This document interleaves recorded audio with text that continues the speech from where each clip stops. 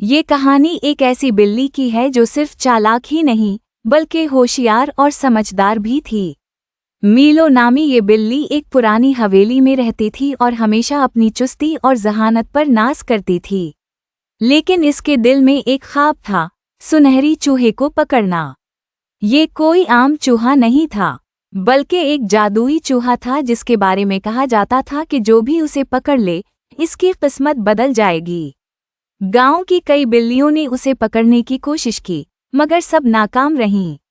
मगर मीलो, वो हार मानने वालों में से नहीं थी। एक रात चांदनी रोशनी में जब सब सो रहे थे, मीलो दबे पांव चूहे के बल के करीब पहुंची। अचानक एक साया हरकत में आया और फिर एक आवाज आई, मीलो, तुम मुझे कभी नहीं पकड़ सकती। मीलो हैरान रह गई। ये चूहा न सिर्फ जादुई था बल्कि बोल भी सकता था।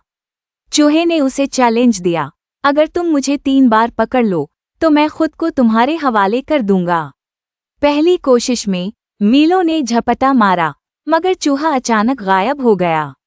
दूसरी बार उसने पूरी ताकत से हमला किया, मगर चूहा तेजी से भागकर गायब हो गया।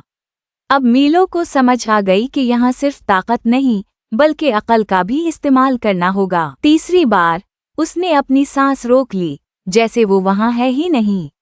चूहा समझा कि मीलो जा चुकी है और जैसे ही वो बाहर आया, झपट, मीलो ने उसे अपने पंजों में जकड़ लिया। चूहे ने हैरान होकर पूछा, तुमने मुझे कैसे पकड़ा? मीलो मुस्कुराकर बोली, ताकत से नहीं, दिमाग से। चूहे ने वादे के मुताबिक खुद को उसके हवाले कर दिया और फिर अचानक रोशनी में बदल गया। एक सुनहरी चमक मीलो के इर्द गिर्द फैल गई और वो एक जादुई बिल्ली में तब्दील हो गई, जो हमेशा के लिए गांव की खुशहाली और हिफाजत की अलामत बन गई। ये कहानी हमें सिखाती है कि सिर्फ ताकत ही काफ़ी नहीं होती, बल्कि होशियारी और मुस्तकिल मिजाजी भी कामयाबी के लिए ज़रूरी हैं।